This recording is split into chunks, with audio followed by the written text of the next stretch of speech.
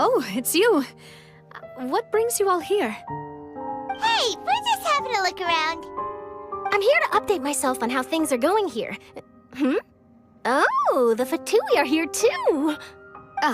Let me introduce you. This is Mr. Garunt Snezhevich.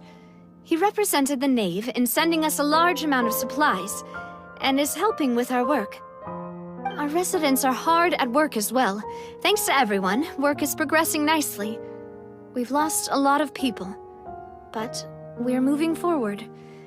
That will have to be enough. Hello, Miss Charlotte. I'm a big fan of yours. I especially like that article you wrote last year about Fontaine's stray cats. But if you don't mind, could you not emphasize our role too much in your report? It's not charity we're doing here. We just happen to share the same interests as the Spina. I get where you're coming from. I'll keep it as simple as possible. Or would you be willing to feature as friendly neighbors? That would be fine. Thanks. Oh, you're back too. How are things? We finished laying down the construction materials. It'll be another hour before the workers are able to go over there. Huh? You're here too, Clarand? Well, her reputation's greatly risen after that whole duel business with Miss Farina. So she's here in Poisson to wait out the heat. All right. She really came here to help me out. There's too much to consider in the reconstruction of Poisson. The Spina has need of more decision-makers. And, well, I do already happen to be connected to Mr. Callis. Oh, wait just a moment. Do you mind me asking a few questions? You know, about how you felt before the duel, about what it was like facing down a god. There's lots of exciting material there, I bet. Forget it. I'm sure you can find a better theme than that, Miss Charlotte.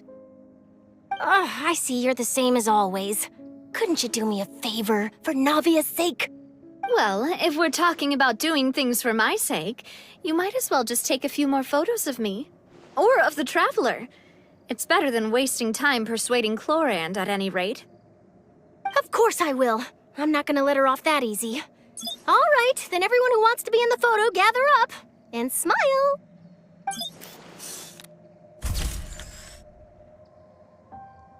How did it go? Was it a good shot? Did Paimon look cute in it? Not bad. Your addition really helped the composition of the picture. All right, hang on a moment. Let me snap a few more shots. All right, that should do it. I'll be back here later anyway, so let's call it a day. You're very quick. Speed is of the essence when it comes to the news, and freshness is the key. Also, not to brag, but I'm pretty good at building connections. Who knows? I might eventually get that interview with you after all, Miss Chlorand. Wow, you really do have that never say die spirit. I'm impressed. I'll hazard a guess that this is how you got that interview at the Fortress of Meripede. Whoa, you're well informed. Let me make a guess too. I asked Sijuin, who told Monsieur Nervillet, and he told you, right? That's a very complete information chain. In truth, all Monsieur Nervillet asked me was, when did the fortress become so friendly towards the media? I told him that it was best not to speak too soon. There's no guarantee that Ridsley will make a personal appearance. You're right. I've got to treasure every moment I have with them. In which case, I'll be making a move first. Stay safe now. And tell me if you hear anything interesting. I'll treat you to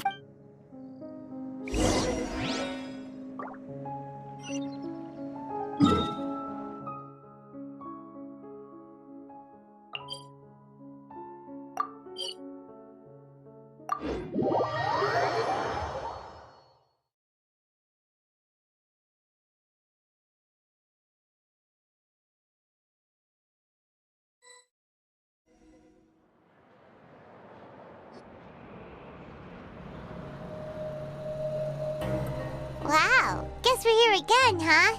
There's a real nostalgic feeling to this place. Looks like you've been missing us. Duke! Did you come all the way to the entrance to greet us? Of course. I'm here to welcome you and our dear Miss Charlotte, whom our good head nurse recommended to me. It's an honor to finally meet the much-rumored Duke. Thank you for consenting to my visit to the fortress, sir. No need to thank me. But that said, I shouldn't be the focus of your interview. I trust you recall our agreement? Of course, of course. All right then, this way.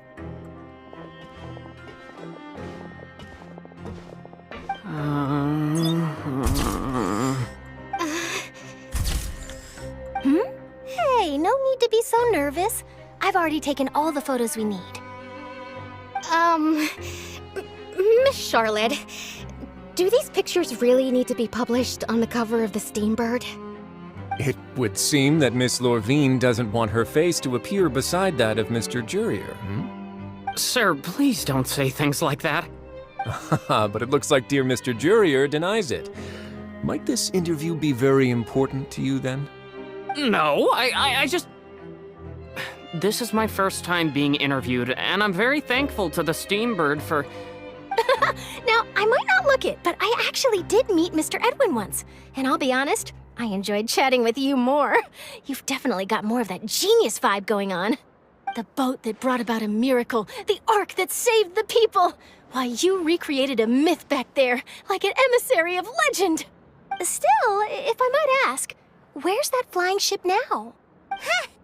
Looks like Charlotte's trying to get herself another exclusive scoop. I have to apologize, but that ship is presently in the bowels of our factory. I'm afraid it won't be easy for you to get a shot of it. Really?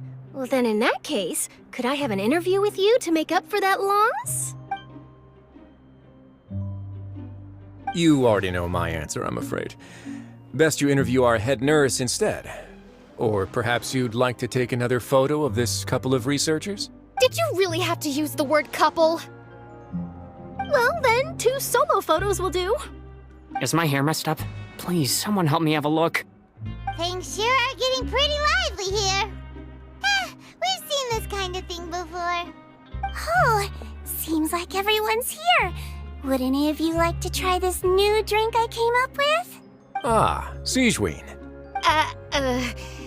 Hey, Miss Charlotte.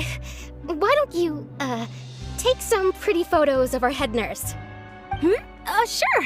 Come on, Miss Sigewine, over this way. Let's find a brighter spot. Sure. Do I have to smile? So, how have things been at the fortress? Same old, as you can see. Fontaine's undergone some changes, but this place is still more or less the same. Other than that flying ship, it got a tad too much attention, I think. That's why I decided to let the interview go through. We should direct more public opinions toward the behind-the-scenes heroes. Am I right, Mr. Jurier? Miss Lorvine? You're too kind, sir. I believe that you too should have your day in the sun. Not that you would want that, which is a pity. I'll just leave the spotlight to you two.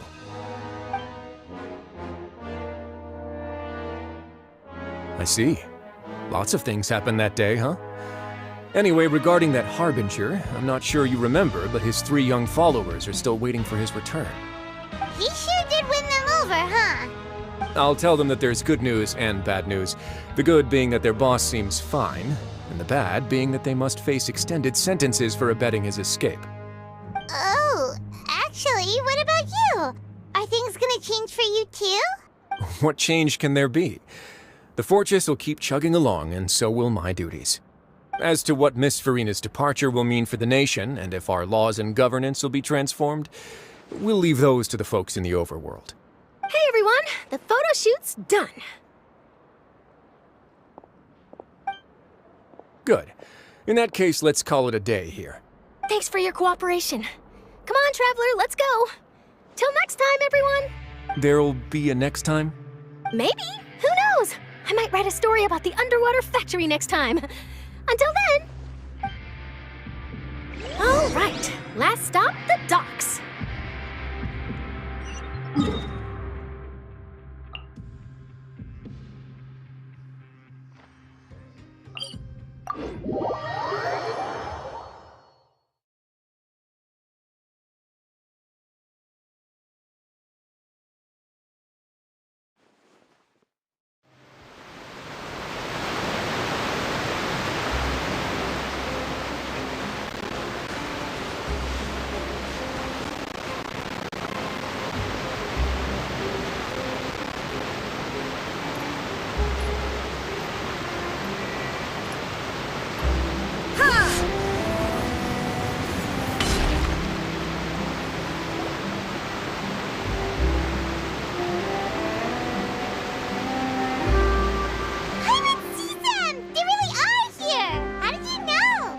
Navia mentioned that she stayed in touch with Linny and the others after working together. Apparently, they've been at the docks distributing these strange pockets the whole time since. Traveler, Paimon. Ah, and Miss Charlotte, too. Would you like a magic pocket? What sort of gadget is it? It's a wondrous bag that can be used to carry many things. The water level has returned to normal, but if you see any of your things floating around, you can use this to carry them. Or you could trick a friend into doing it for you. Trick a friend? I wonder which of my friends would fall for that.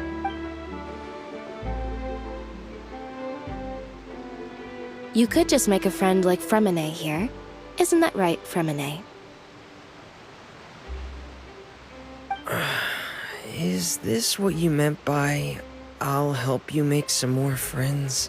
To be honest, that sounds pretty sweet. Could I have your contact, please?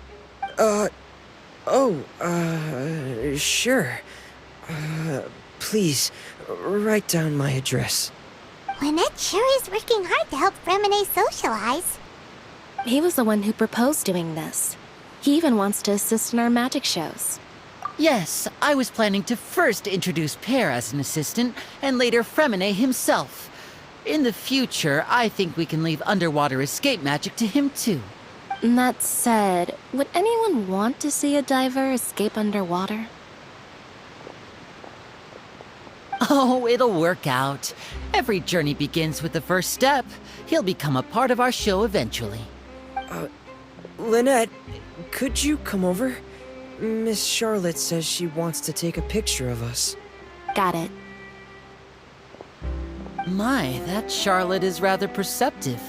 She got rid of everyone the moment she realized I had something to say to you. So, how have things been, Traveler?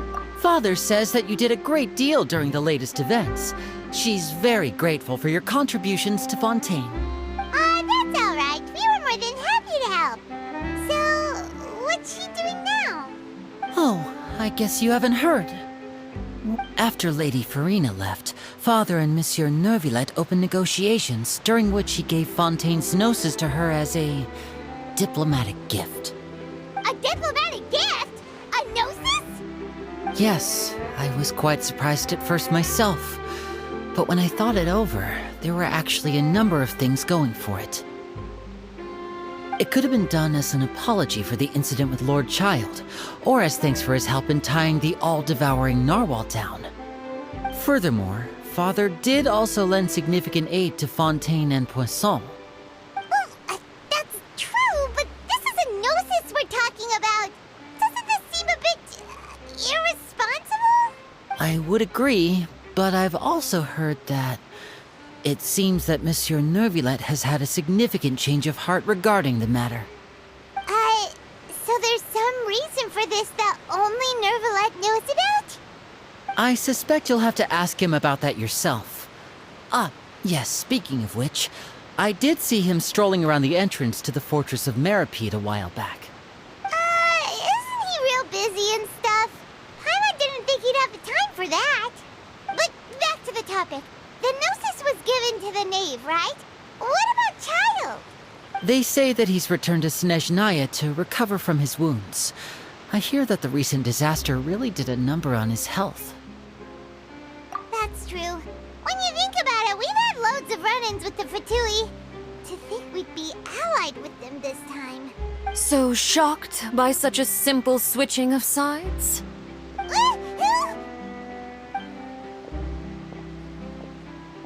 Father! Well, what do you know? Come to the docks to see how my children are doing and meet the Traveler by chance. Please do not pay my accomplishments in Fontaine too much mind. I would have done them regardless. Are you going to take the Gnosis back to Snezhnaya? That is our duty as harbingers, yes.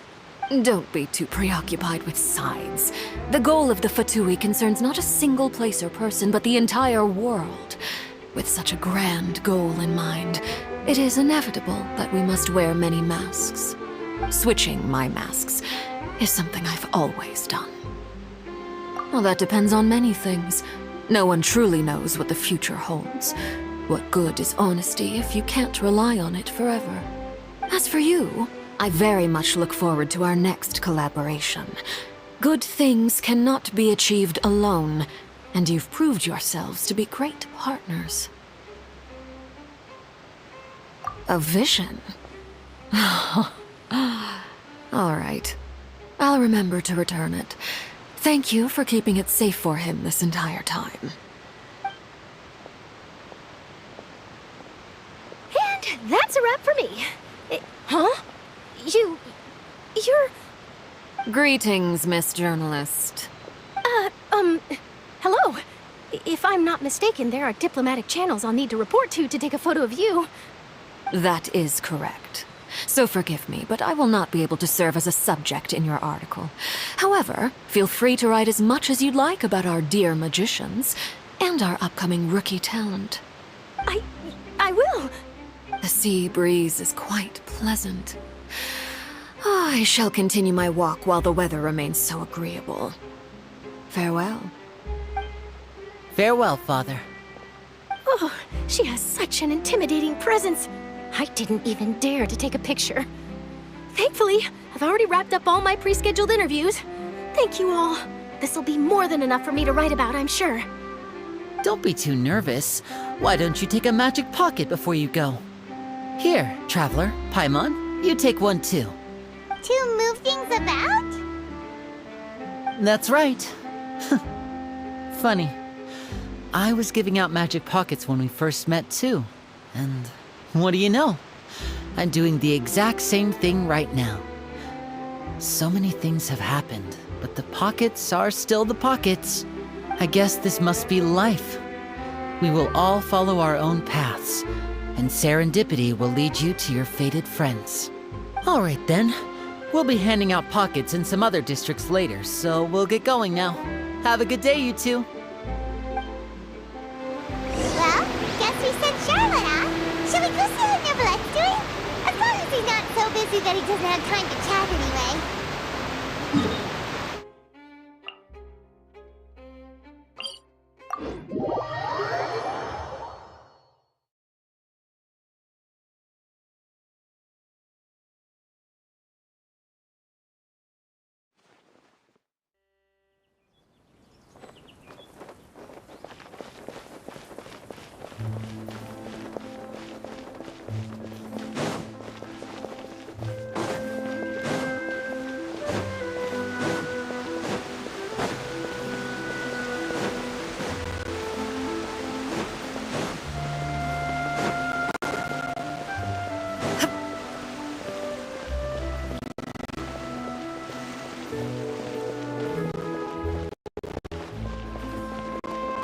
The entrance to the fortress! Ooh, he really is there!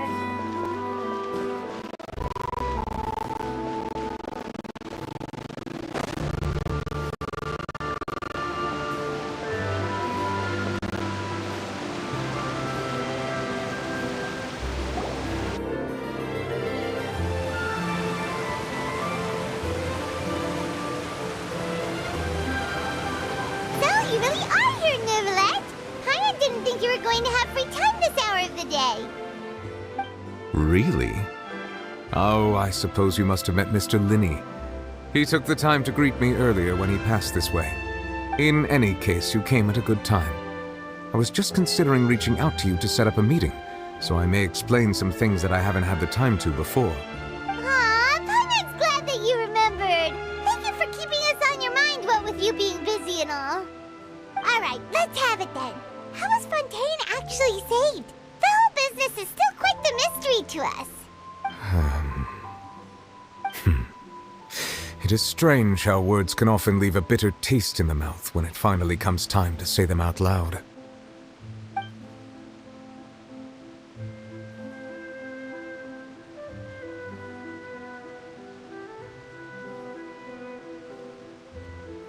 Whoa.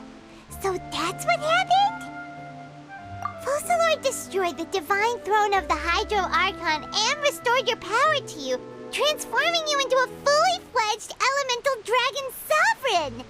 But Paimon still doesn't quite get what you did to save the Fontanians from dissolving.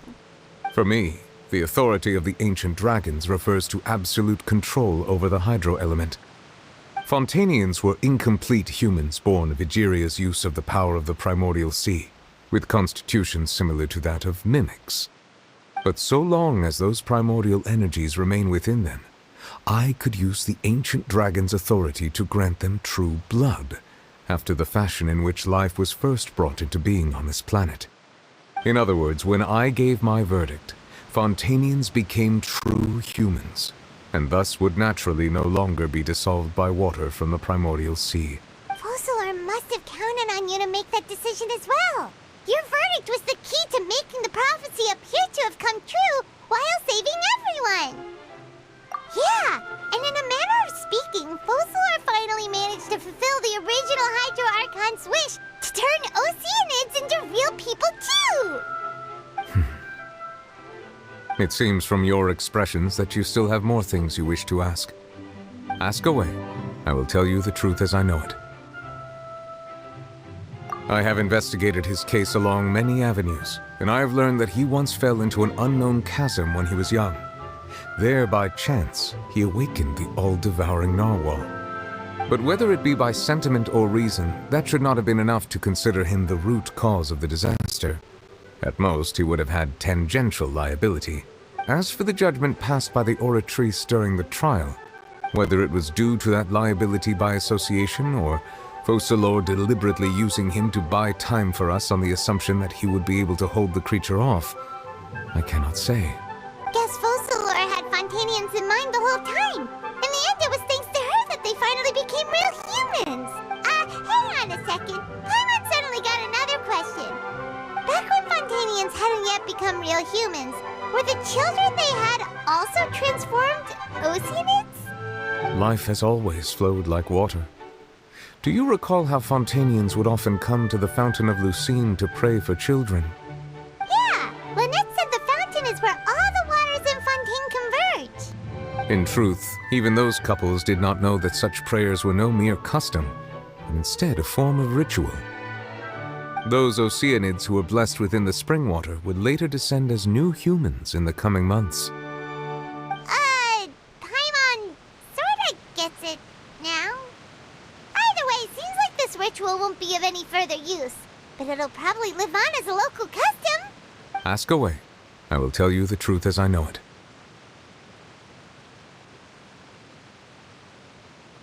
Yeah, about that. Risley said Farina has already left. What's that all about? Ah, Lady Farina. The people are only aware that her death sentence has not been carried out. She abdicated the post of Hydro Archon and left affairs related to that title to me, before leaving the Opera House. I related Focalor's words to her faithfully and completely. After hearing them, she seemed neither saddened nor comforted. She simply said that she was tired and needed to rest. Having said that, she then packed her things and moved out of the Opera House, not unlike how an ordinary person might. But she's still got a place to stay, right? You need not worry. I will make arrangements to ensure that she will not want for food, clothing, board, or travel. In truth, I am somewhat happy for her. The wear and tear on her spirit will, of course, take time to heal. But now that she no longer has to play the role of Focalor the Hydro Archon, she can finally lay down her burdens and lead a normal life. What about you then? What are your plans now that you've regained your full powers as the Hydro Dragon? After Focalor passed on, the Oratrice also ceased to function. This matter will directly affect our trials. After much careful consideration, I've decided to take over its role in our courts. From now on, I shall hear cases and pass verdicts by myself. Looks like you're still considering stuff from the perspective of the Udex, huh? As an elemental dragon, there are indeed many things that I must do. But this power and this duty, in a manner of speaking, you could say that both were granted to me. As such, before I attend to my other responsibilities, I must first and foremost continue to serve Fontaine as its highest judge. The duty of the Hydro Sovereign and the duty of the Udex shall coexist within my person. Additionally, the Hydro Archon's departure has brought about another problem, which is that the Opera House shall no longer produce indemnitium. That's true. That power was derived from the people's faith in the Hydro Archon, wasn't it? Wait, but the various mechs and machines in the city are all still okay. Where are they getting their energy from? As I am now, I have full command over New Musia, and it can serve as a complete substitute. Another reason why I cannot quite leave Fontaine immediately. Wow. This ancient dragon's authority stuff is really quite useful, huh? Ask away. I will tell you the truth as I know it. You will soon be heading to Natlan, I presume? I'm afraid that I have little talent as a travel guide, so all I can do is tell you what I know about that land. As far as I'm aware, Natlan can be said to be a nation of dragons. A nation of dragons? You mean like you? No, I suspect that I would not find myself welcome there. Unlike ancient dragons such as myself, the dragons of Natlan have undergone long years of development and evolution. Large numbers of them have entered a form of coexistence with humanity. Natlan is also the nation of war. War ravages those lands like an undying flame. There is one other piece of information I got incidentally from my negotiations with the Knave that I believe may be useful to you. The harbinger known as the Captain has thrown his hat into the endless ring of war. The Captain. Sounds like a real tough customer. Seriously, everywhere you look, there's a Fatui Harbinger doing their thing! I suggest that you fully prepare yourself before going to Natlan. In the meantime, Fontaine's doors will always be open to you. Ask away. I will tell you the truth as I know it. Hang on a sec. Paimon's still got a question about the Gnosis. When we spoke to Lenny earlier, he mentioned that your attitude towards giving away the Gnosis had clearly changed. We guessed that there might be some reason for it that only you were aware of. No wonder the House of the Hearth is the Fatui's intelligence division. They are certainly sharp. So regarding this specific issue, I was just getting ready to share something with you. What is it? In truth, I exchanged some further words with that lady named Skirk after sending you two back to the surface. It went something like this.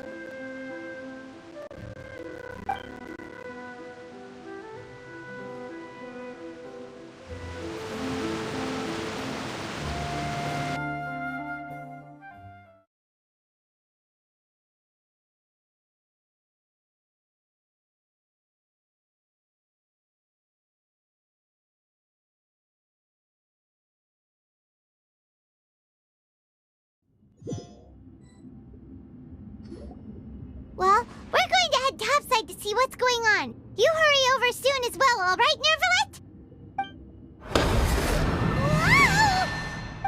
What next? The all-devouring narwhal isn't here, so I'm no longer getting any interference. I can finally catch the scent of your power, what it's made of. It is the authority of the planet's primordial dragons, but with something very similar to a god's curse mixed in. It's quite a novel blend. I'm sure I've encountered something like this before. What was it again? I do not know what you speak of. Of course. How could I forget? You should have the remains of the third descender on your person, yes?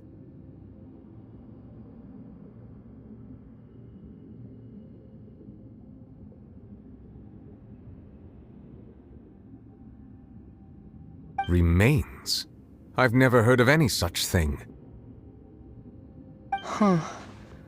According to your parlance, I believe it may be called a gnosis. Well, that much is true. After Focalor's divinity faded, she handed her gnosis to me. But I fear I have never heard of it described in the manner that you just did. I've been training with my master, the Foul, ever since I was young, and I have never returned to the surface since. So most of the information I possess, I got from him. It is only natural for those who are greater than humanity to possess a different sort of common sense, which is why there are so many problems in our attempts to communicate with humans. Regardless, you should probably get rid of objects of misfortune to prevent any disasters from befalling you. To live in itself is a blessing. But once a person dies, the bonds he once had with this world shall all turn to curses. What do you mean by that? No need to fret. These are just my personal thoughts, and my reason for no longer wishing to return to the surface. This third descender you refer to, who are they? And when did they die? Master never mentioned them to me. Perhaps it just wasn't that important for me to know. If you're interested, though, I could ask him. I'll be sure to pass the answer on to you next time. Next time? You believe we will meet again? I do. Wait. I have a disciple of my own, don't I? He can be the messenger then.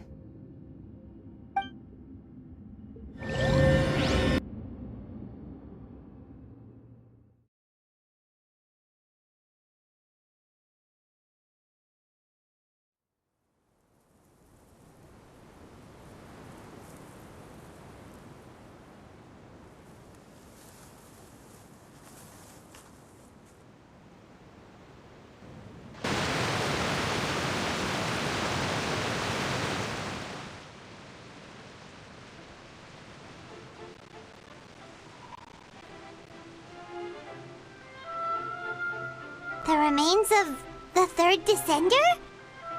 So that's what the Gnosis actually are. Paimon just thought they looked like chess pieces. How could they be a person's remains?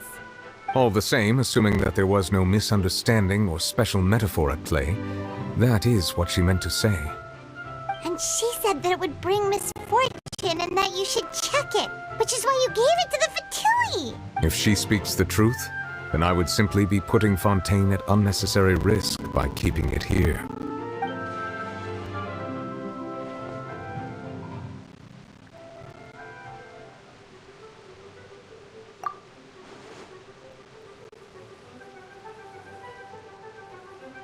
I had guessed that you might already be familiar with this concept, but I did not expect you to be one of them.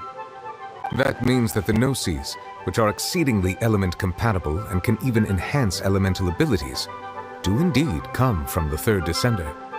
I wonder, does your body also possess similar properties? Like being able to use elemental powers without a vision. That does sort of count as special compatibility, right? No, let's not think about this stuff right now. It just feels creepy. Comparing the Traveler to the dead third descender and all.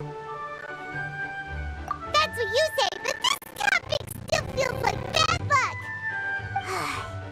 Once Child recovers, let's get some more answers out of him. Or go look for his master and get the answers that way. I too believe it unwise to make too many blind guesses when information is lacking. The same is true of being at court. Alright. Whatever the case, it seems like the crisis here in Fontaine's over for now. Yes. All of Focalor's efforts were for this moment as well.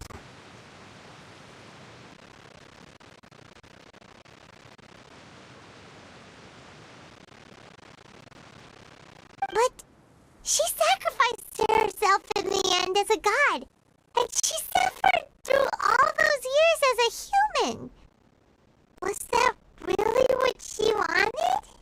I suppose that would be the mystery of a god's will.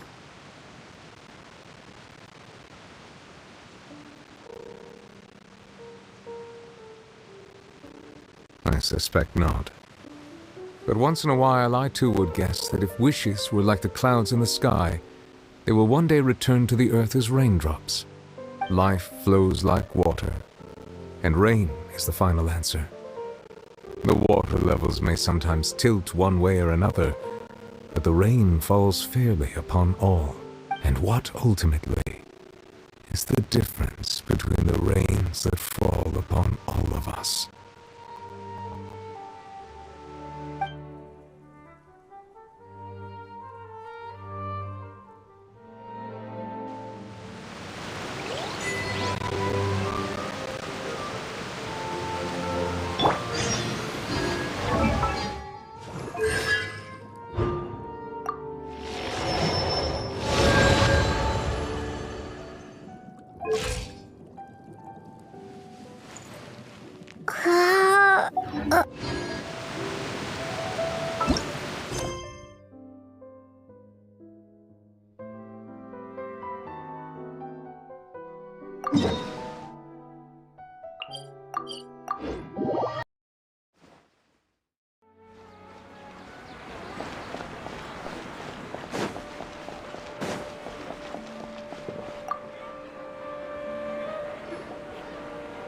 Perfect. It's you two. I have a commission here that has your names written all over it. In fact, I'd even go so far as to say you're the only ones for the job. The only ones for the job? Ah, if our help is really that important, it's probably some Archon-class commission, right?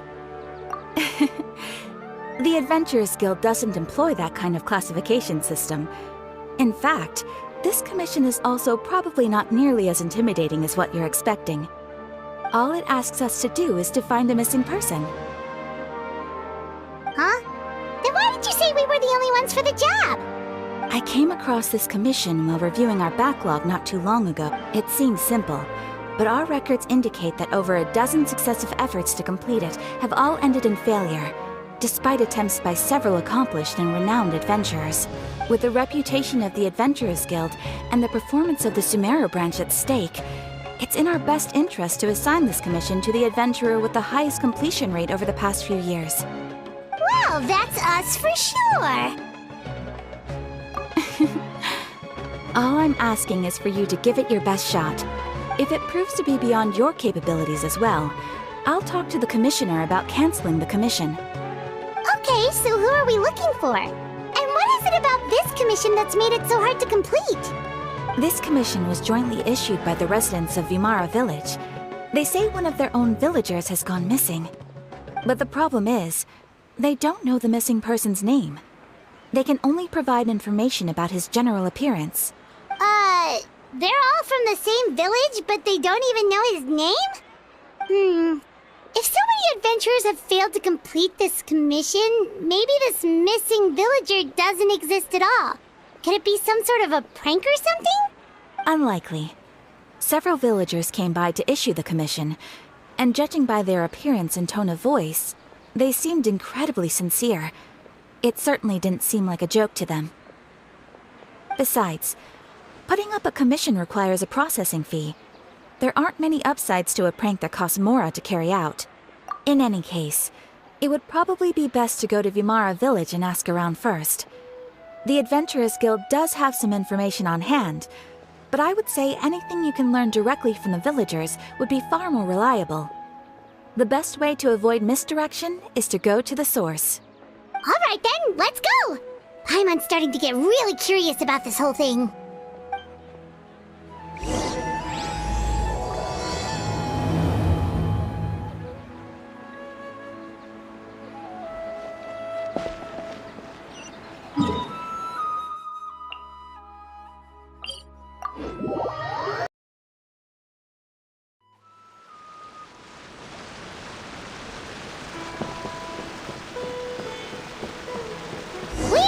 To Vimara Village! Why don't we talk to some of the villagers to learn a little bit more about the missing guy? If this commission is really as challenging as Catherine made it out to be, we're gonna need to carry out a very detailed investigation.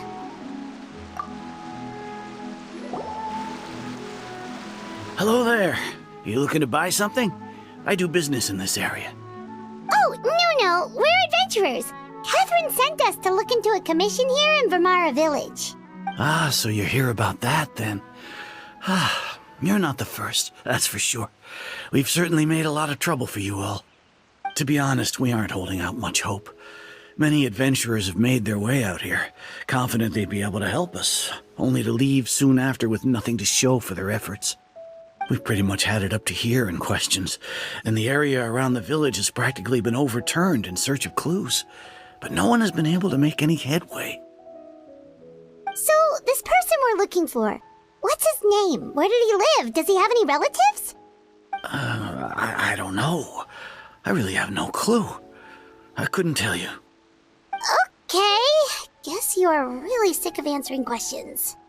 I'm sorry, I didn't mean to sound short with you. I was actually just giving you my answer to your questions. I know it may seem like we don't have anything to offer by way of information, but I promise you, we all have a very strong impression of him. When you live in the same village as someone, you develop a lot of memories together, you know? We just don't know the specifics. Maybe we did at one point, but that information is long gone by now. At least that's what everyone in the village seems to think. We've all exchanged what we know, and that was the only logical conclusion. All right, specifics aside then, what kind of person was he? Young guy, in his early 20s probably. Incredibly kind sort of person, always willing to lend a helping hand. I'd chat with him when I didn't have any customers. I even saw him stick out his neck for others on more than one occasion. Very interesting guy, that one. Now that you've started talking about him, you don't seem nearly as down in the dumps as you did before. Seems like he left a pretty good impression on you. But of course, everyone in the village is pretty fond of him. We wouldn't have issued that commission otherwise. There aren't many young people like him nowadays, so genuine and pure. To think that he just up and disappeared one day. I just hope nothing bad happened. Could he have just moved away without telling anyone? No, he's not the type to leave without saying goodbye. And anyway, moving away without being seen by a single person in the village? There's no way he would have been able to manage that. Huh. All right, thanks for the information. We're gonna go ask around some more.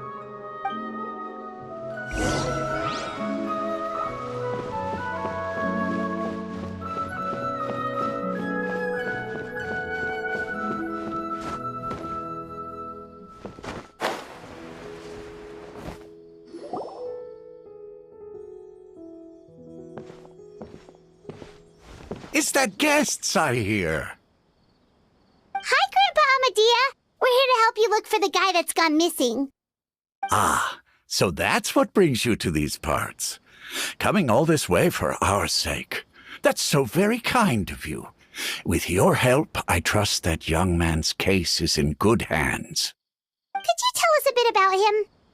Of course. I'm happy to help any way I can. With my failing eyesight, I'm afraid I can't offer much about his appearance. But I do remember hearing the sound of his voice. Not recently, of course. That loss has left me feeling quite empty. I don't think his parents are still living in the village. But somehow he never seemed lonely. In fact, he was usually the one offering companionship to others. He would often take time to visit the elderly or play with the orphans in the village.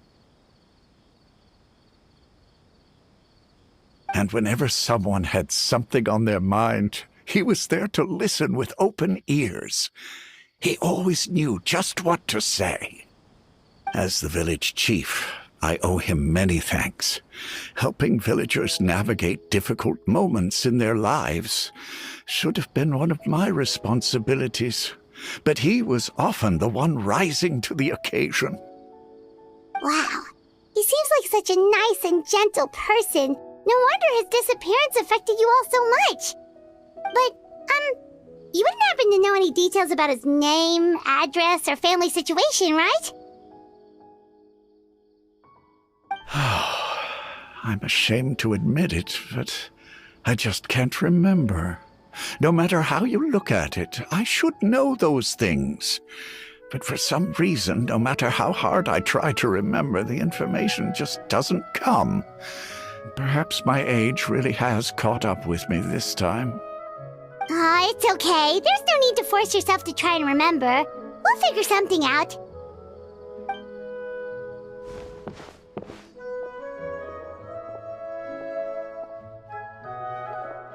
Well, Traveler, what do you think?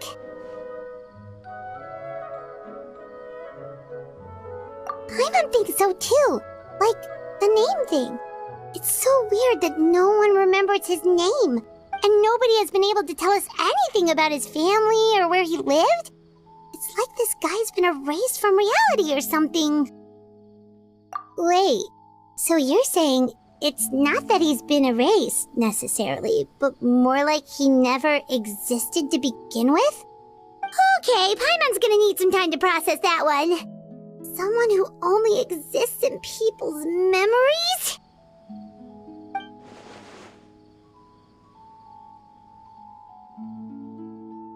You two are the adventurers who just arrived, right? You're here for the Vamara Village Commission? Yep, sure are. We were just looking into the case. I'm so glad to hear that. Thank goodness you haven't given up. I've been so worried the Adventurers Guild might cancel our commission. My name is Atosa, by the way. I grew up here in Vamara Village. Anyway, I just wanted to say, please keep searching for a missing villager. I'm begging you. You have to find him. Yeah, no need to worry. We'll give it our best shot. So, were you close to the missing villager? Are there any leads you can give us? I'm not sure this counts as a lead, but follow me. There's a place I'd like to show you.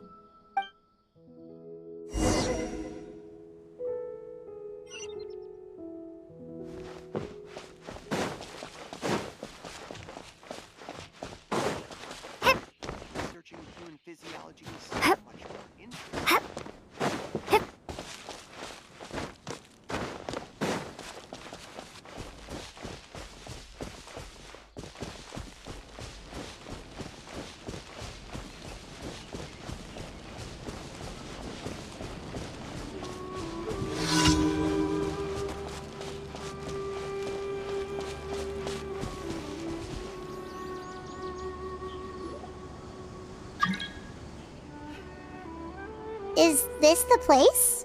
Under this tree? Yep. I know it doesn't look like much, but this place is very meaningful to me. It's so full of memories. We used to always sit together under this tree and talk. Sometimes we would look up at the clouds in the sky, or stop to feel the wind against our skin. We could sit there for hours at a time, never realizing how long it had been. I was actually adopted by the people of Vamara Village. The forest rangers found me in the woods as a child. I was surrounded by such good people, and growing up in the village was so lively. Still, there were times when I couldn't help but feel incredibly alone. Alone? How should I put it?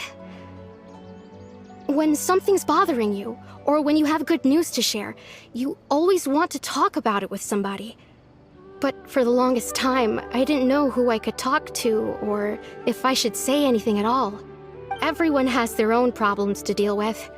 Even if I might want to confide in others, I don't want to become a burden. Really? You know exactly how I feel? Wow, that sounds really nice. You're quite lucky. When it comes to our missing villager, well, I guess you could say no matter what came my way, I knew I could always talk to him. He was so thoughtful and pure, and patient too. Whenever I talked to him, he would always seem so interested, as if the things I was describing were just as important to him as they were to me. Ever since he disappeared, there's been so much I wanted to tell him. No, none of those things matters now. I just really want to see him again. Wow, you two must have been really close. Did he ever tell you anything about himself? He mostly just talked about interesting things he saw around the village. He'd share a lot of his own wild ideas as well. Oh, right! I did ask him about his parents once. But all he said was, they're not here anymore. I didn't know whether that meant they had left the village or passed away, and I didn't want to pry. Still not much to go off of. Look at me. Talking your ear off and still nothing to show for it. I'm sorry I wasn't more help. The last time I talked this much in one go was when we were still together. Come to think of it, every time we talked, it always seemed to be around dusk, just like right now. Time always passed by really slowly. Even when it felt like we'd been talking for hours, the sun would still be at the same position in the sky. Well, time always seems to pass slower when you're relaxed, right? What's wrong, Traveler?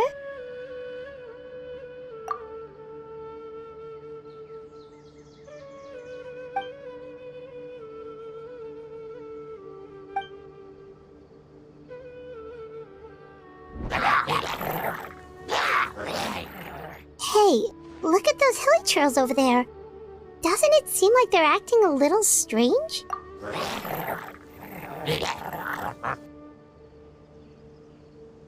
The Abyss Order.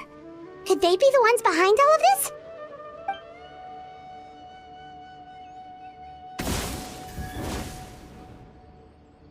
Uh-oh, we've been spotted! Quick, get ready to fight!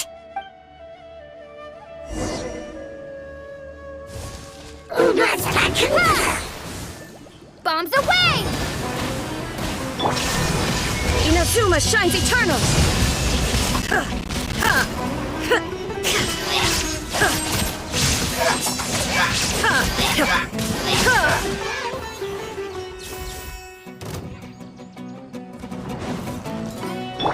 And Shroud! Let's nip that in the bud. A little amuse-bouche!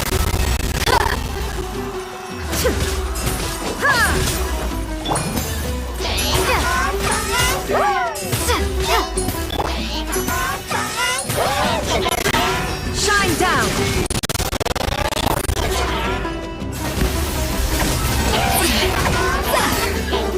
A burst of flavor! There is no escape!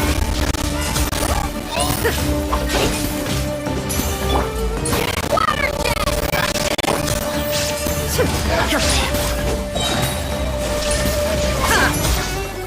Now you shall perish!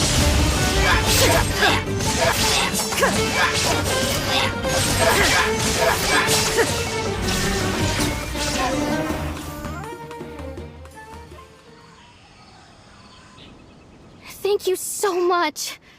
I wasn't expecting monsters to show up. If you hadn't been here, I'm not sure what I would have done. It was no trouble. Now that I think about it, the hilly trolls around Vilmara village have been a lot more active lately. They seem agitated and would often attack anything in sight.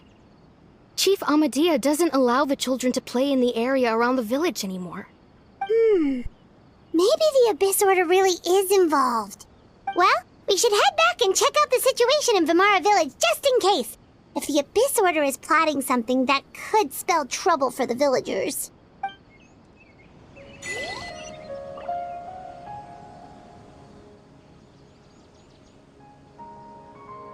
Wait a second. The person... It's Dainslev!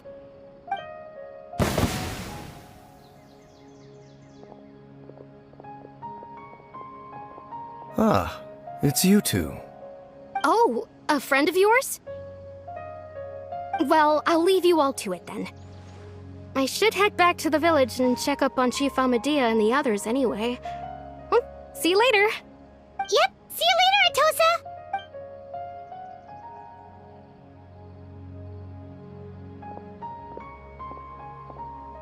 Why do you always have to pop up out of nowhere like that? Is it your life's mission to jump scare us or something?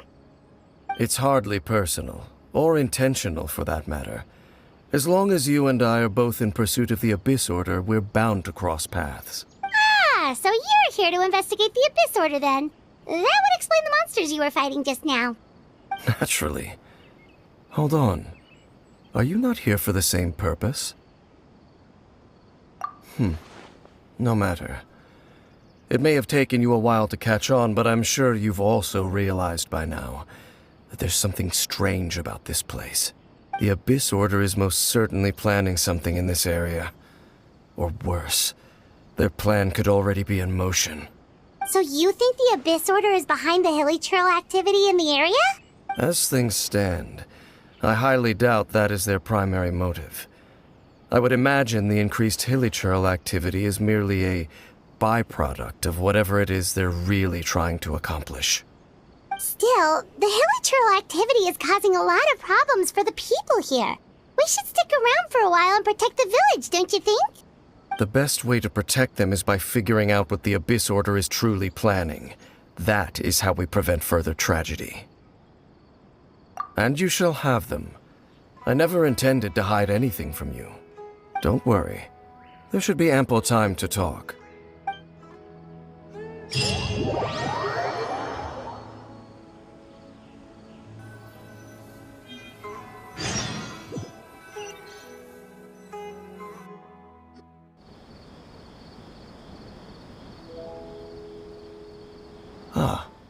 So that was the commission that brought you here to Vimara Village. Someone who seems to only exist in people's memories. That is indeed quite intriguing. I would agree that it's unlikely you have a simple missing persons case on your hands. However, any possible connection to the Abyss Order is still unclear. It appears all we have by way of clues is increased hilichurl activity. And Right! That mysterious voice she heard in her brother's memory. The one who called himself a sinner. Who is he? Traveler, let me ask you this. Do you believe your sibling to have betrayed you? I sense hesitation in your words. After all, you still haven't figured out the whole truth of what happened. There's still hope for the two of you to reconcile. Irreparable damage has not yet been done. The sinner you wish to know about, his situation is different. He and his fellow sinners have long betrayed me, and long betrayed their nation. His name is Vedrfolnir, the Visionary. I'm loath to admit it, but he is also my kin, my older brother. Your brother? There were 5 of them, the 5 sinners of Kanria. The wise Roptatir, the visionary Vedrfolnir, Gold Rhindaughter, the foul Sertologi, and Rehir of Solnari, Rerir.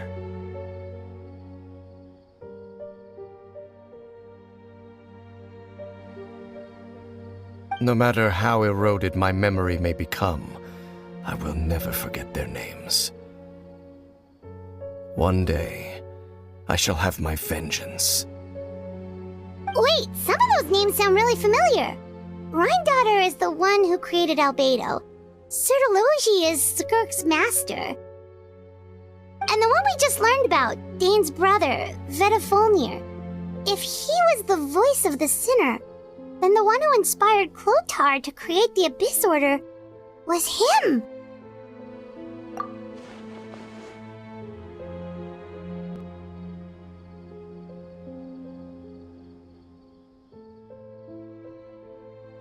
They were once people of great esteem in Kanria, those who carried the hopes of the nation.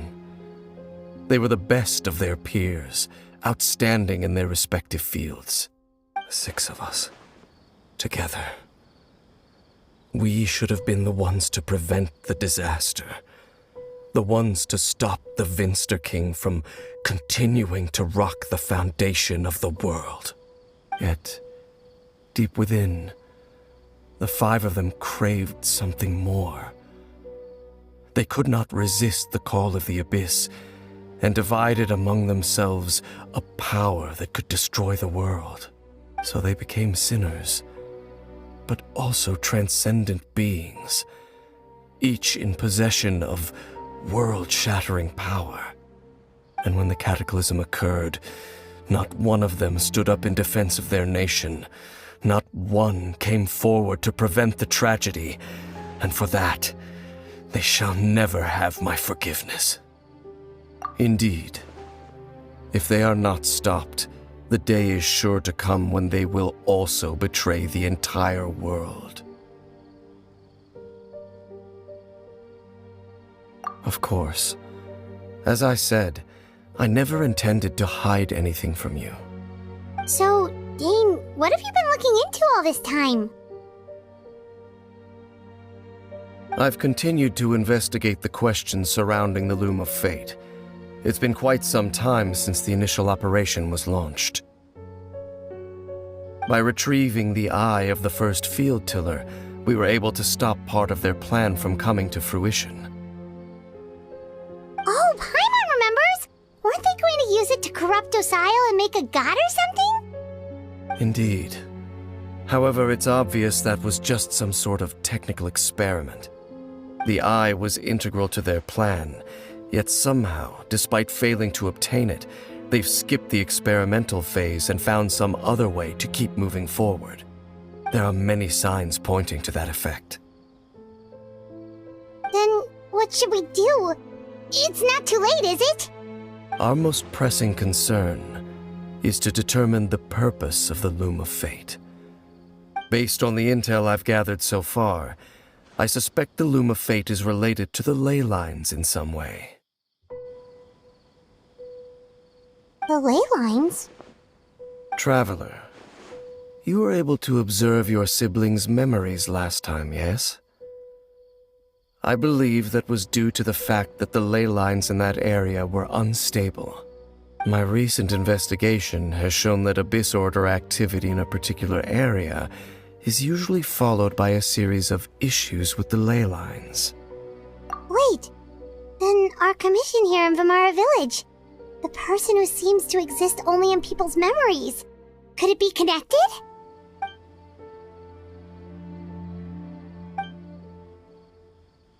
It's certainly possible. I'll join your investigation tomorrow. This missing persons case could very well turn out to be the key to unraveling these mysteries. Well, if we're teaming up with Dane again, we're gonna need all the energy we can get. Let's try investigating somewhere a little further away tomorrow.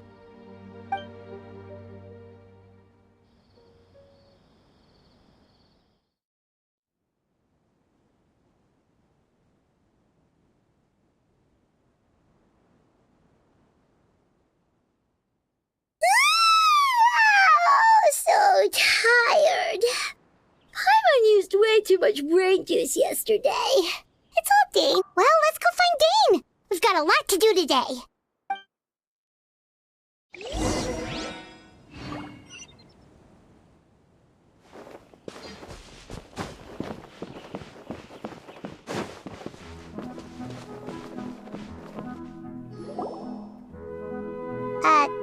Dane? Hello, Dane? Why are you just zoning out over here?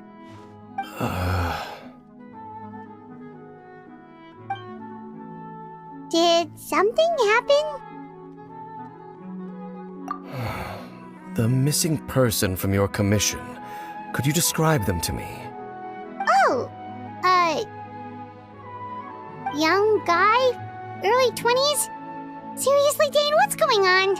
There appear to be certain memories in my mind that weren't there before. Memories of him. Maybe we just talked too much about him yesterday and you had a weird dream or something? No, it wasn't a dream. They're memories. Memories that, and I'm certain I've never met this person before. I remember handing him the eye of the first field tiller. What? Okay, so this missing person definitely has something to do with the Abyss Order then! Indeed. And it appears he possesses the ability to implant memories into the minds of others. Wait then. All the memories the villagers have of him, could they be fake too? Maybe they never... But why would he do something like that? Whatever the Abyss Order is planning, an important truth has been revealed to us this morning. What sort of truth? That their goal is still to obtain the eye of the first field tiller. They haven't stopped searching for it. I am the only person who knows its location. Perhaps implanting that particular memory was an attempt to interfere with my mind in some way. Your concerns are not entirely unfounded. I don't believe the Abyss Order is capable of altering reality like that just yet. However, considering their single-minded pursuit of the Eye, I would say an equal level of caution is in order on our part. Come with me. We must check whether the Eye is still in our possession. Oh, so you're going to take us to where you hid it?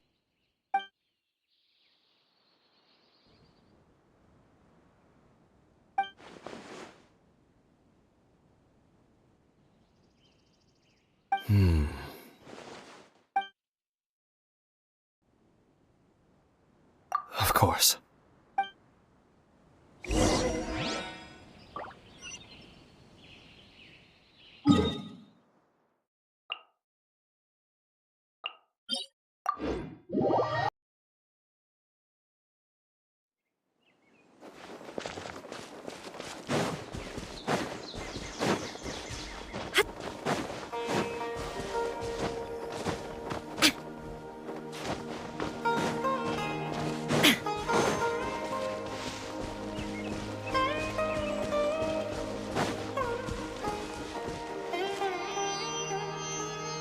So you hid it way out here?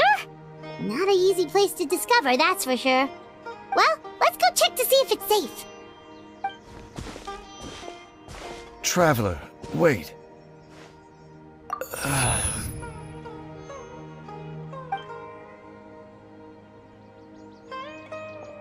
We've no time to lose. Let's head inside.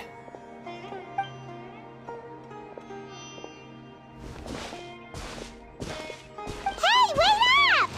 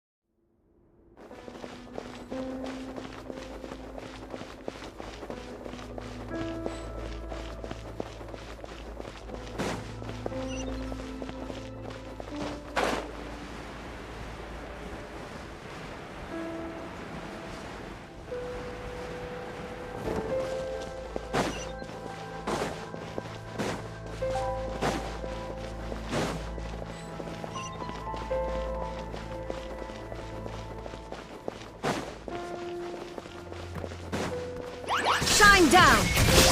Huh. Yeah. Ja. Huh. Ha.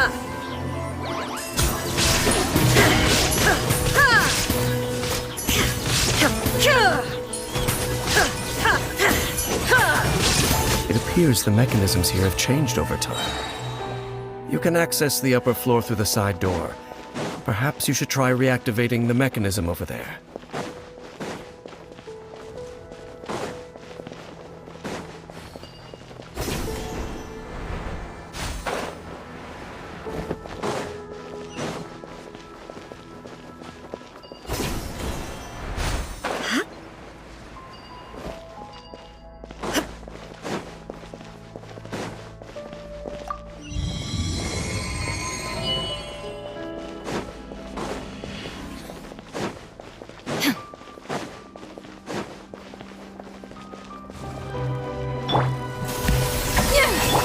Illusion shattered! Torn to oblivion! Shine down!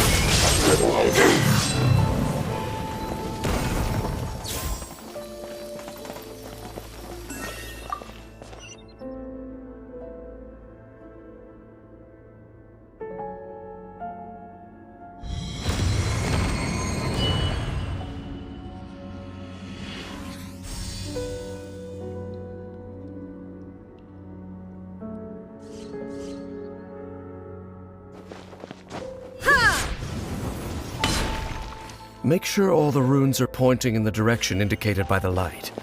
That should unlock the mechanism.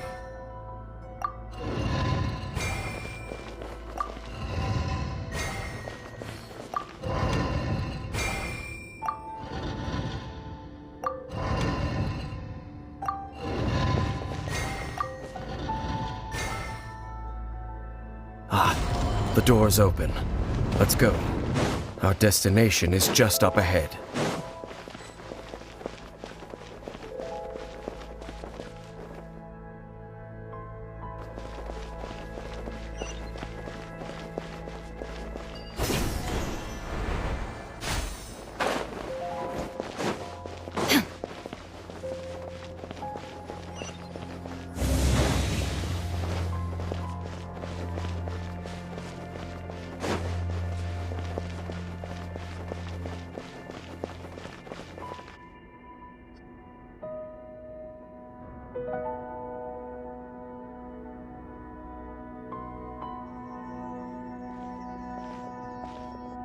Looks like we can't go any further.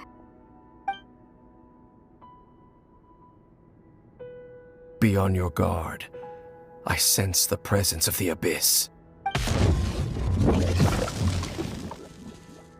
It's the Abyss Order! They're here!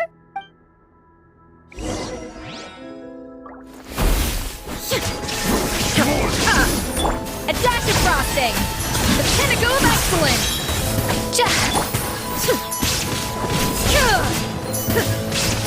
Illusion shattered! Inazuma shines eternal!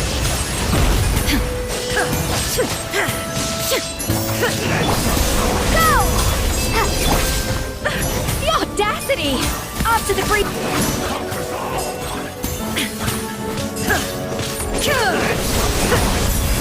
Illusion shattered!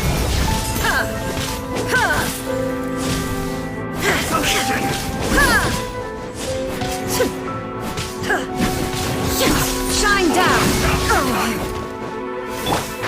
Can't see? Off to the freezer!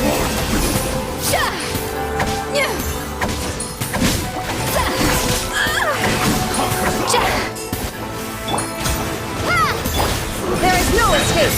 Now you shall perish! Just as I suspected. The false memories were a trap. The Abyss Order just wanted to follow us here. Now that they're in the vicinity, we should have a chance to see... Dane? What's wrong?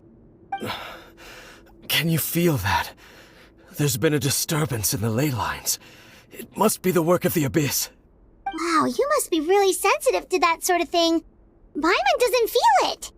You too. Do as I say. Use that mechanism over there and leave this place. The Abyss Order is putting something in motion. If you return to Vimara Village, I suspect you might finally have the opportunity to locate the missing villager. Just think of it as a way to divide and conquer.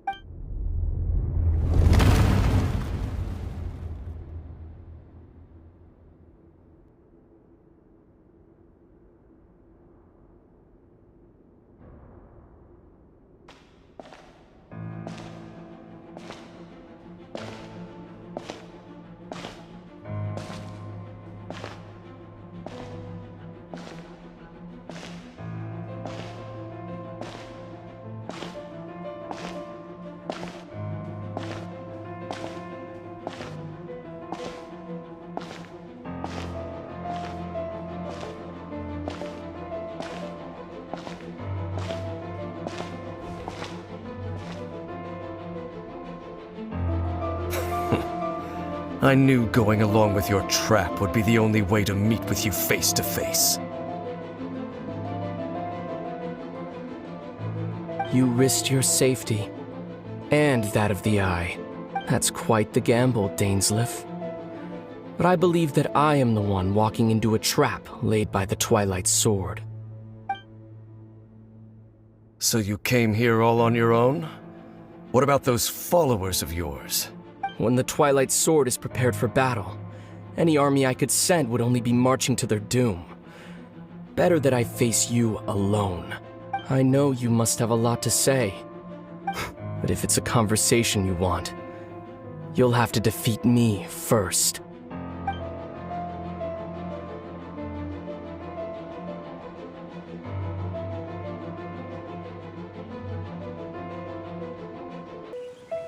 The Abyss Order's on the move! The ley lines are all out of whack! We better hurry back to Vimara Village and see what's going on!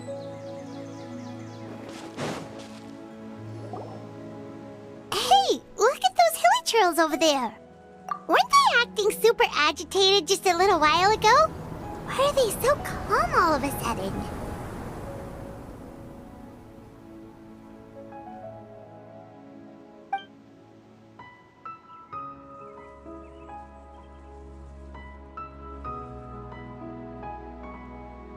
In the New World, they bade farewell to the shrouded sun. At last, they no longer needed to dwell on their suffering, or try to differentiate between various thoughts of blasphemy. Such was the price they paid, and thus their souls became cleansed and pure.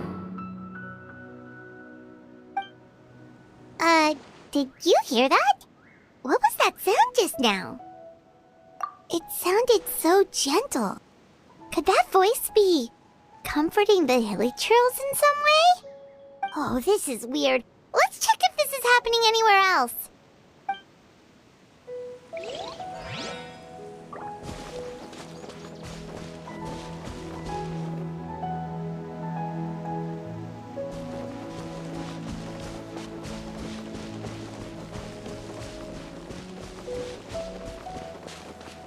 Looks like the same thing is happening over here, too.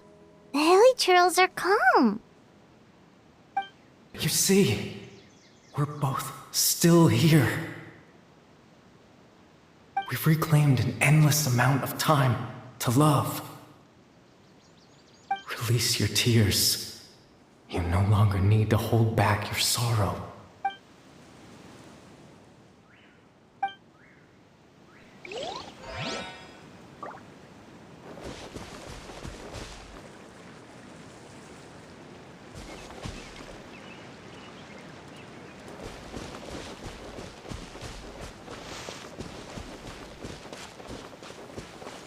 Over there. It looks like they're sleeping. In the end, he whispered, softly, "Sleep well, Father. Sleep well, my beloved people. When you awake, that which differentiates us shall be no more." It almost sounds like a poem or some kind of story. Well, now that the hilly trails have calmed down, Vimara Village should be safe at least. Let's put this situation to the side for now. Dane said this might be our chance to find the missing villager, so we should head to Vimara Village before it's too late.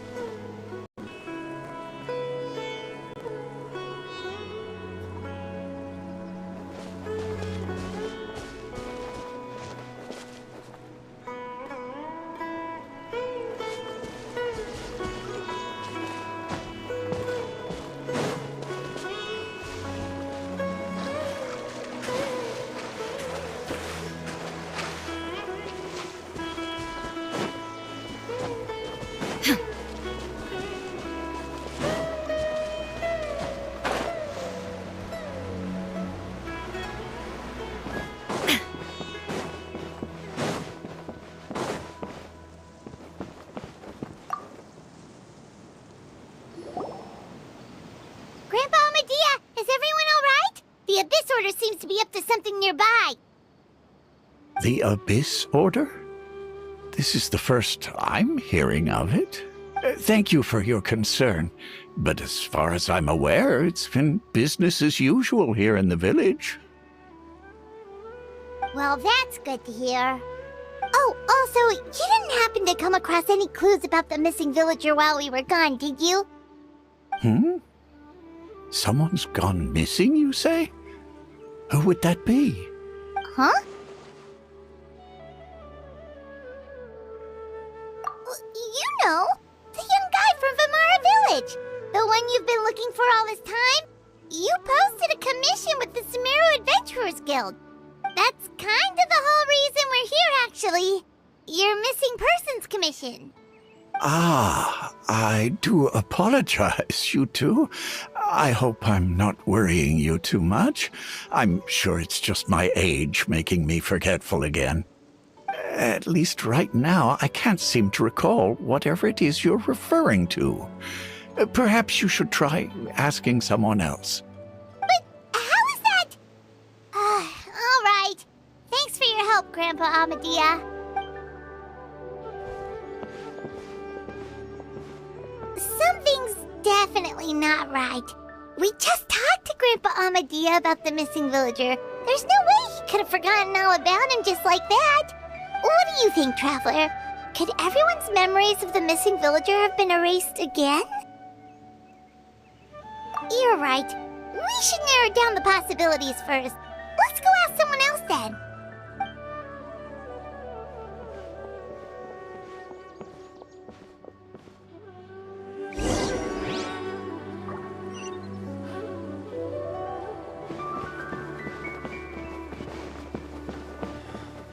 Researching human physiology is so much more interesting.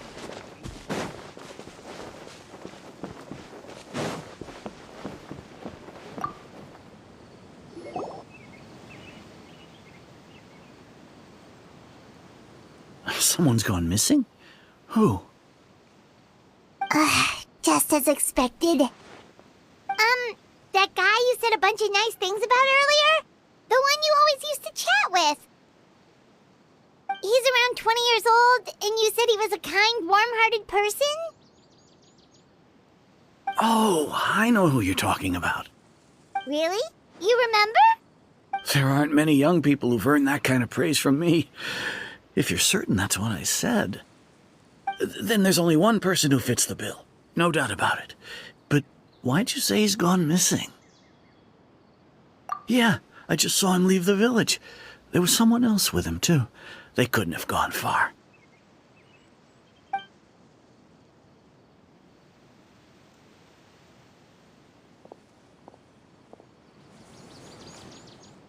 Strange. Bayram seems to remember him. And apparently he just saw him? Do you think maybe it's not that there's something wrong with people's memories, but that we've somehow returned to a time before he went missing?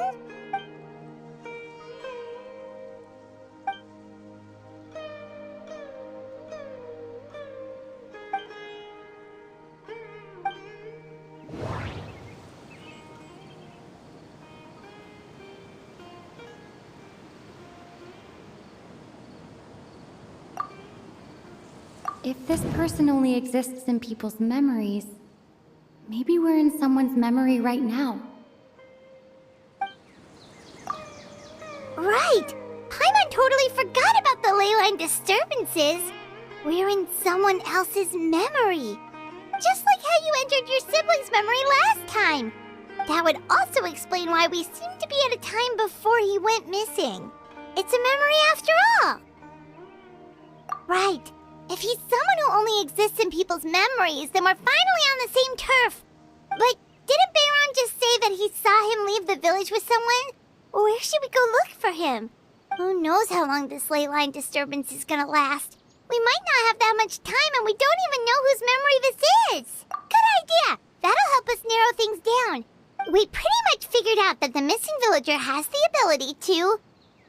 Right! That! Could we try to figure out more about him using what we know of his ability? Like, does it maybe leave a trace that would somehow give him away?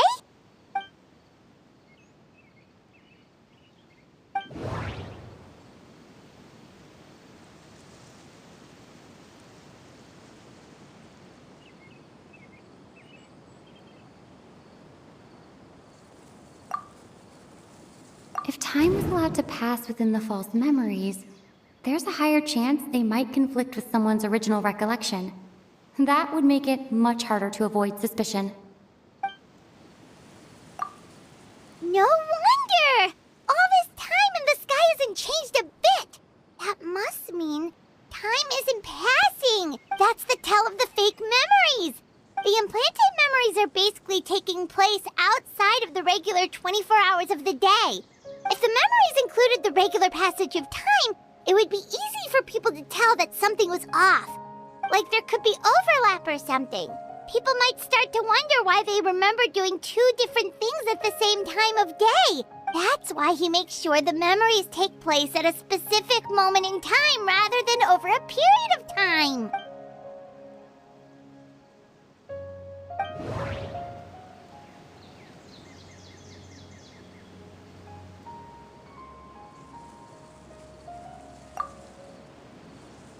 We thought Chief Amadea forgot about the missing villager.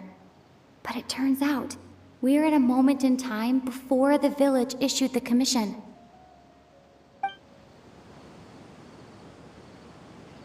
No, that doesn't seem right. I need to think about this some more. The color of the sky coincides with the moment in time she described. Oh, right! That's exactly what Atosa described! Come to think of it, every time we talked, it always seemed to be around dusk, just like right now. Time always passed by really slowly. Even when it felt like we'd been talking for hours, the sun would still be at the same position in the sky. Yep, that has to be it! This is definitely Atosa's memory. Yeah, that's where they'll be!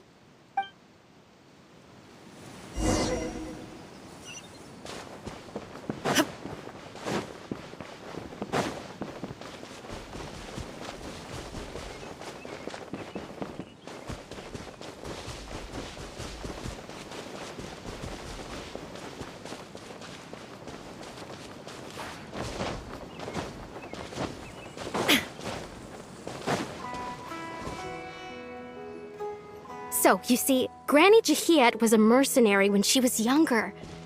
She just talks like that out of habit. She's not trying to scare the children on purpose. Oh, there I go again. Always talking about my own things. Do you maybe have anything you want to share? It's okay if you don't. You could also just talk about what you think of me? Oh, I think you're an incredibly strong and thoughtful young woman.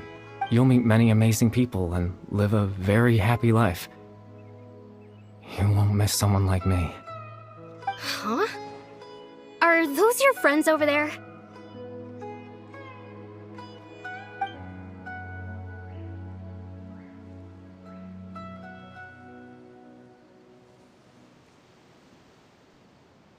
Oh, right! This version of Atosa hasn't met us yet! Friends? I guess you could say that. It must have taken them a lot of effort to find me. So, I should see what they need. I'm sorry, Atosa. We'll have to continue this conversation another time. Another time, huh? Yeah, okay. I'll head back to the village then. Talk to you.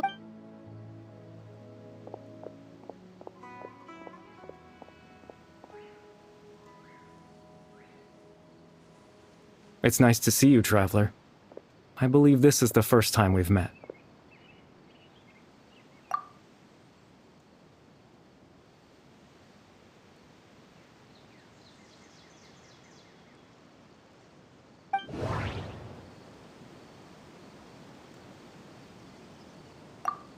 Born into abject sorrow, he shall now become the loom of fate. You're caribert Alberic. Oh. You know me? That's quite the surprise. I don't believe I've met you before. Oh, I see. It was the memory, wasn't it? Your sibling's memory. You saw the me from back then. This is Atosa's memory. I came here to say goodbye to her, but I suppose I'll just leave her a message instead. Come, let's find somewhere else to talk.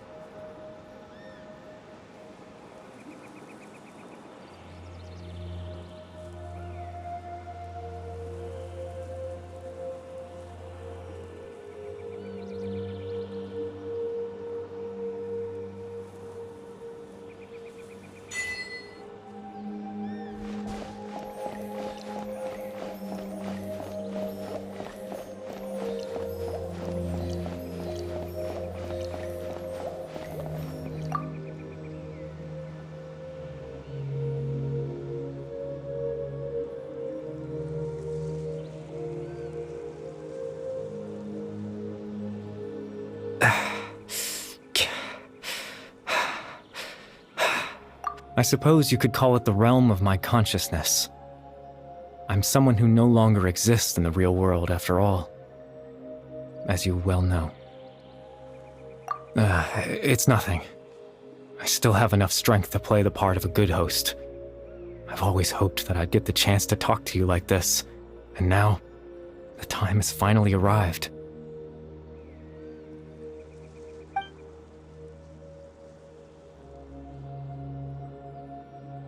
Extreme sorrow and pain, hope and regret coursing through your veins, and a degree of abyssal power that defies comprehension. Father told me that once I possessed all those elements, I would become the loom of fate, but despite his intentions for me, I never truly became the loom of fate. I was merely used as a means for its construction. In truth, I died the moment I set everything in motion. The person you see before you now is nothing but a remnant of consciousness left over within the loom of fate.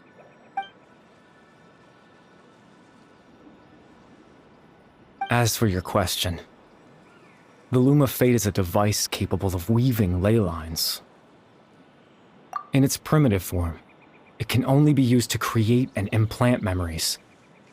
But as more of it is completed, its power becomes stronger and stronger, until finally, it has the power to weave real ley lines of its own.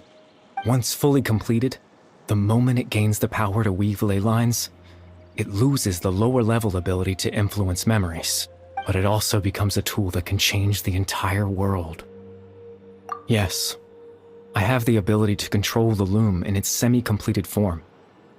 I suppose you can think of it as a form of compensation.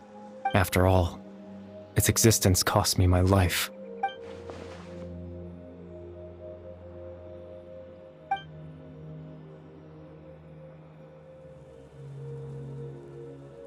Ah, that. I was wrong to implant those memories. I'm sorry I caused so much trouble. Not only for everyone in the village, but for you as well. I just wanted them to feel like I once existed in this world, as if I had a chance at life.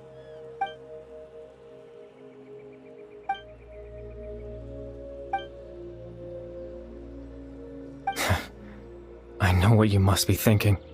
Why would I do something so meaningless? But I just couldn't accept it. I had to know what it would be like if I had my own life. What kind of person I would be. What other people would think of me. Chief Ahmadiyya, Baram, Granny Jahiyat, Atosa.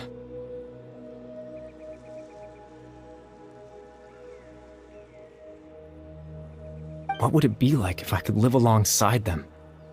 No cataclysm, no curse. Just a quiet life in a peaceful village. I was curious, so I selfishly tried to have my own life. Even if that meant piecing together the version of myself that could have been. One memory at a time. I know it sounds stupid. After all, my life ended a long time ago. Any chance at living was stripped away from me when I was 8 years old. My consciousness left to mature in an illusory world of nothingness. Even the form you see before you was nothing but an invention based on my father's appearance. An imagined version of what I would look like if I had the chance to grow up.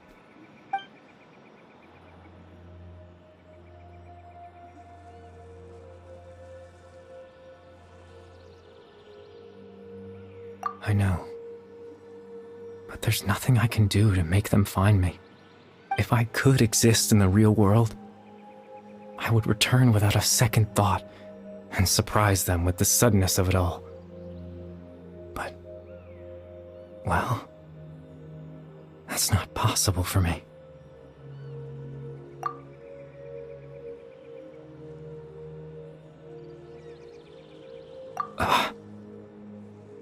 I know.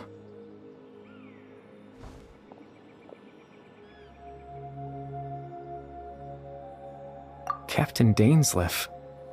Twilight Sword, you mean? No need to meet up with him. Things should already be settled on his end. Exactly.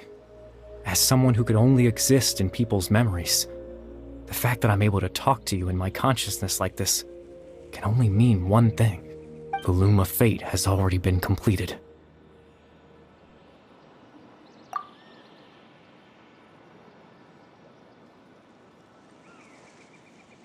No need to worry about Captain Dainsleif. He's absolutely fine. The only reason he lost the eye was because I happened to guess exactly what he was planning. Captain Dainsleif has had the eye inside his body this whole time, hasn't he? His plan was to lure the Abyss Order to a false location, capitalizing on their pursuit of the eye in order to have the chance to confront the prince. He would then hand the eye to you and tell you to take it away from that location. That way, Captain Dainsleif could accomplish his own goal and ensure the safety of the eye all at once. A very thorough plan. That's right, because in his mind, he had given it to you already.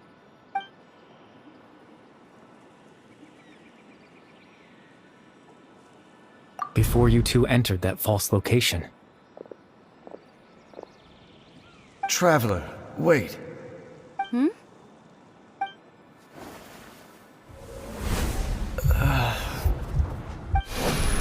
We've no time to lose. Let's head inside.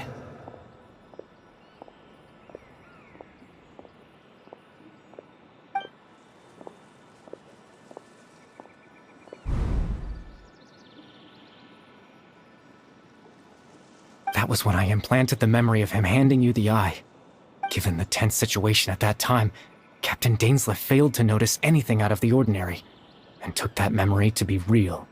I'm sorry, Traveler, but I needed the Loom of Fate to be completed. And to do that, we had to retrieve the eye.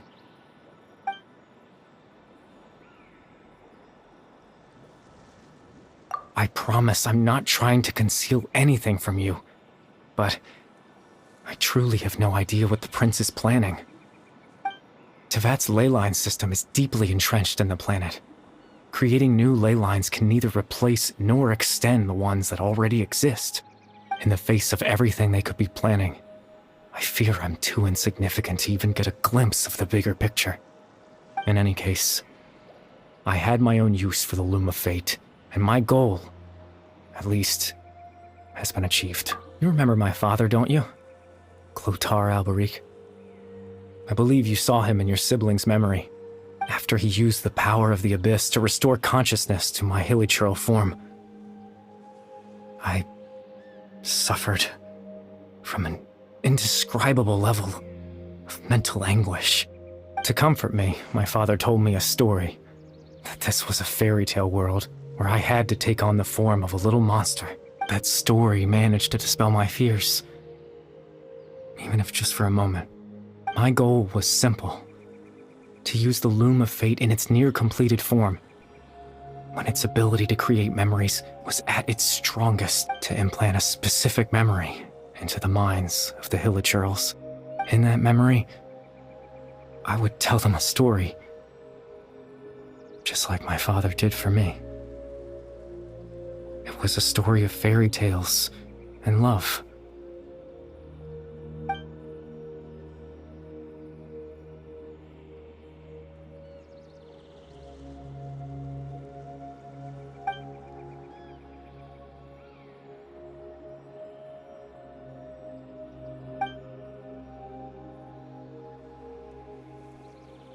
I can't change the world. Not when I lost the very right to exist within it. Implanting those memories, that was the most worthwhile thing I could offer. All that's left of my existence is a wisp of residual consciousness tied to the Loom of Fate. In truth, that trace of my consciousness should have dissipated long ago. My goal was the one thing that allowed me to hold on all this time. But now, the bedtime story is finished. And it's finally time to rest.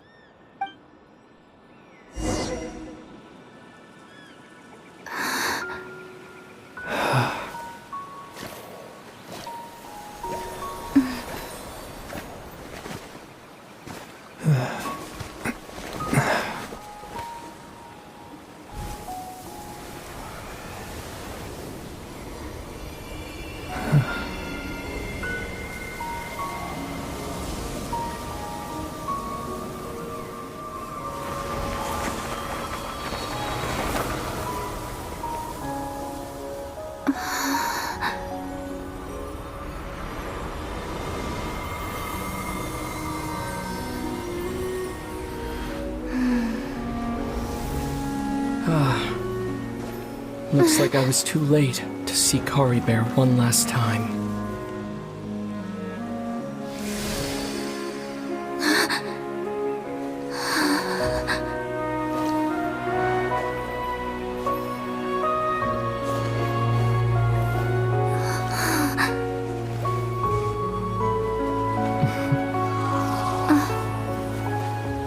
Caribert's consciousness is gone, and this space will soon disappear along with it. Neither of us belongs here. That's why we're not tangible. Were that not the case, I'd love to hug you too.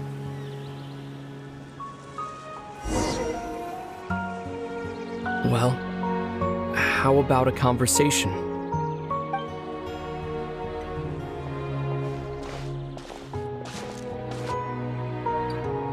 The chance to just stop and talk like this is certainly not easy to come by.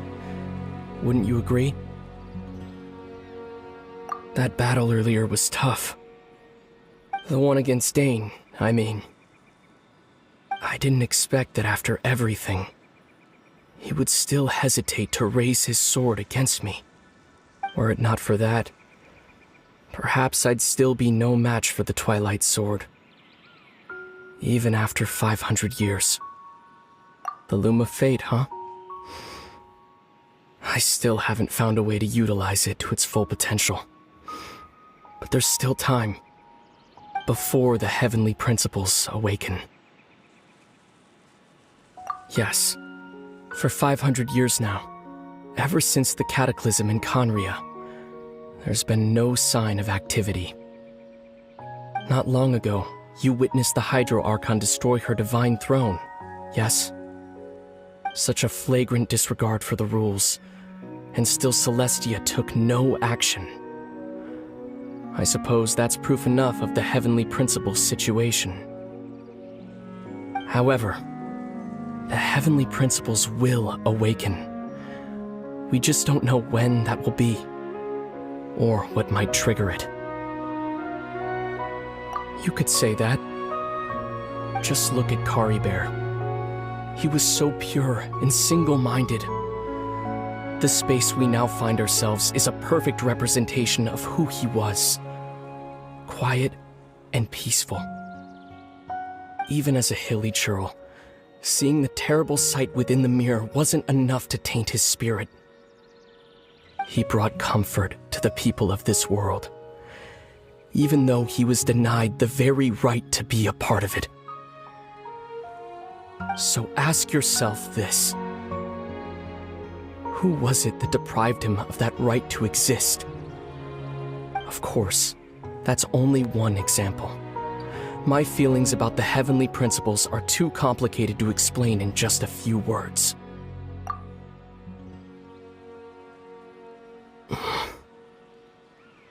Lumine?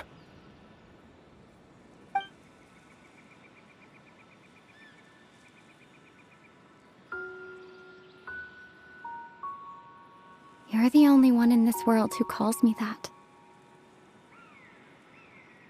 There's so much I wanted to ask you. But for some reason, I'm not interested in asking those questions right now. There's just one thing I have to ask. One thing I could never understand. Why? Why can't we continue our journey together?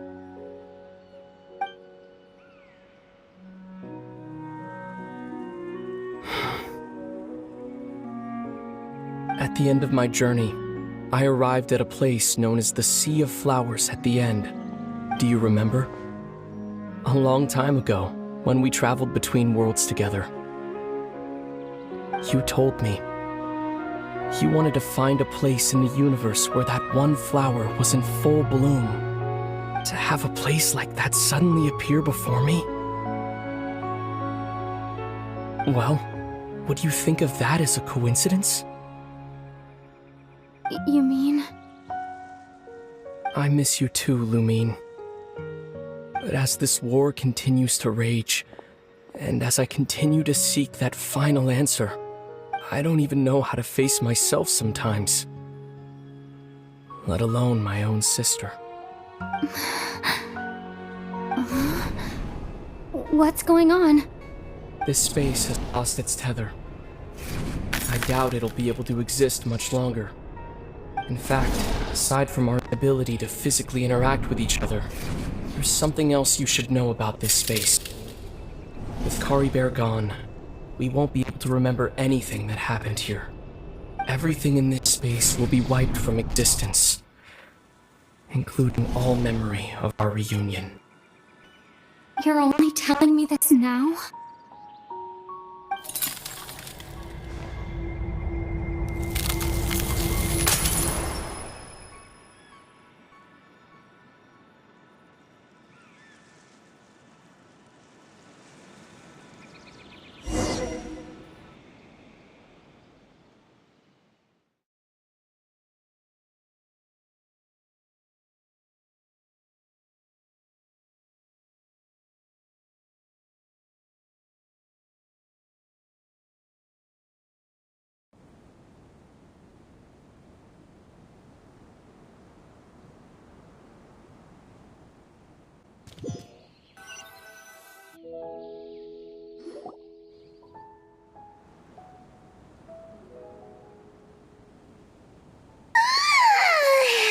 Still so sleepy. Paimon's head feels all fuzzy. Oh, Paimon woke up a little earlier than you, so Paimon will fill you in. The villagers said that they saw us sleeping near the village yesterday. They couldn't wake us up no matter how hard they tried, so they decided to just bring us back here. Oh, and Dane came by just now. It looked like he was injured. He didn't say anything, though. Just made sure that you were all right and left.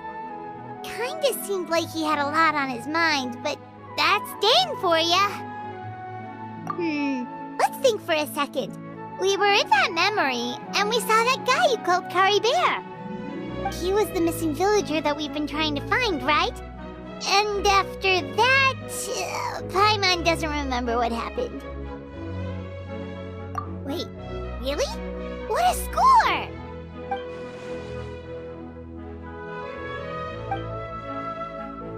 Well, what happened after that?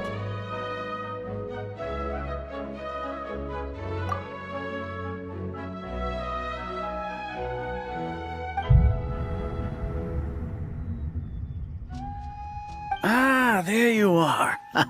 Sleep well? Bayram, you sure seem happy. Did something good happen? Something good? Huh. Wasn't anything good or bad, I'd say. It's just that, well, the village organized another search party yesterday. It didn't feel right to leave all the searching to the adventurers. So there we were, searching away, when suddenly this one guy said it all came back to him. According to him, one day around dusk he was passing by this one tree outside the village, and he saw our missing villager. There he was, sleeping under that tree all by himself. His parents came a little later to wake him up, and they all left together. It looked like quite a happy family, apparently. And after that, well, we all started to feel like that really is what happened. Kind of strange that we forgot all about it for so long.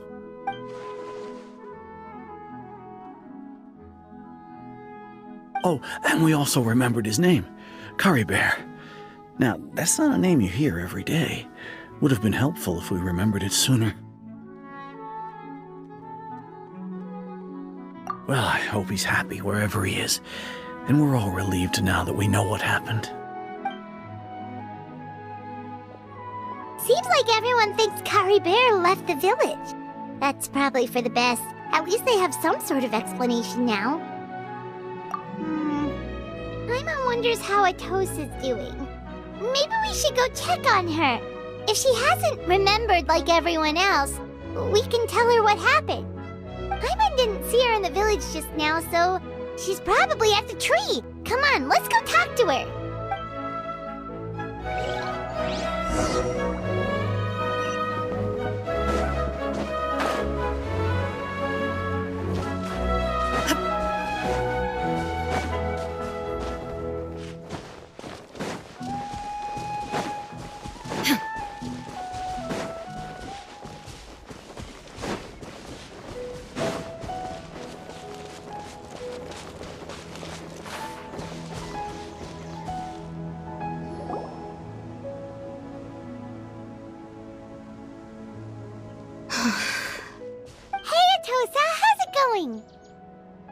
Oh, it's you two. I was just about to go looking for you. I wanted to thank you. I was part of the search party, so I remember what happened to Caribert now. Honestly, I just can't believe I forgot something so important. It's funny, but I have this feeling he told me the same thing. I just can't seem to remember when. I guess it doesn't really matter anyway. Life is made up of a series of memories. As long as I hold on to our time together, he'll always be a part of my life. I'm just happy I got to meet him. So, who cares what happens in the future, right?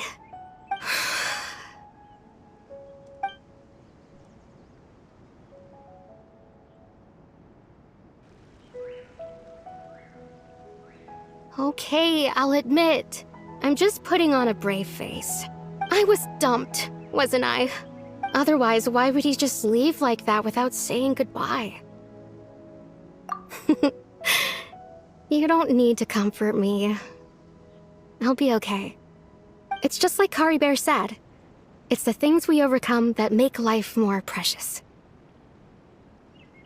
And you know, if he has a heart, maybe he'll come back and see me one day. Anyway, thanks for all your hard work, you two. I promised I'd help Granny Jahiet with something, so I should head back. Goodbye! Well, that should be it, right? Everyone's lives can go back to normal now. Oh, right! Weren't you about to tell Paimon what happened after your conversation with Caribert?